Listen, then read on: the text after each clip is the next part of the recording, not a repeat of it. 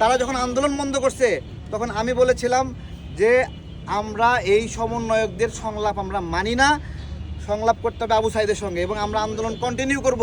First declaration আমরা দিয়েছি, এবং এর পরবর্তীতে আমরা বাঁশের লাঠি হাতে নিলাম এবং বললাম দেশের মালিকানা বুঝে নিতে হবে, আর ব্যানার ফেস্টুনে কাজ হবে না। এই যে আন্দোলন শুরু হয়ে গেল, যত রকমের মেকানিজম আছে আমরা রামপুরা পাট এলাকায় করলাম। এরপরে নুরুল হক নূরকে ধরলো, এবং নুরুল হক নূরকে ওই একই মামলায়, আমাকে যে মামলায় গ্রেপ্তার করেছে সেখানে সে বলেছিল যে 10% বাকি আছে ফেলে দেন। এই 10% বাকি আছে ফেলে দেন, এই কথা বলার হিম্মত কিন্তু ওদের হয় নাই, নাহিদ আসিফদের হয় নাই, হয়েছে হয় নাই।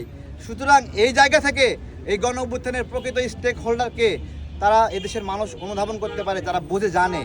কিন্তু বিবিধ ক্ষেত্রে ডক্টর ইউনূসের ফ্লেভারের কারণে হয়তোবা সেদিকে ফোকাস করে, এবং তিনি সেই ফোকাসটা দিয়েছেন অর্থনৈতিক সুবিধা, রাজনৈতিক সুবিধা, প্রশাসনিক সুবিধা এবং সচিবালয় কেন্দ্রিক ক্ষমতা প্রদান করেছেন।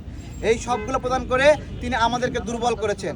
আজকে তিনি বা তারা মনে করছেন যে এই আমজনতা দল এক্সিস্ট করলে ওই টকশোতে গিয়ে খোঁচা দেয়, তাদের চুরির ফিরিস্তি ধরে, এগুলো নিবন্ধন পাওয়া যাবে না।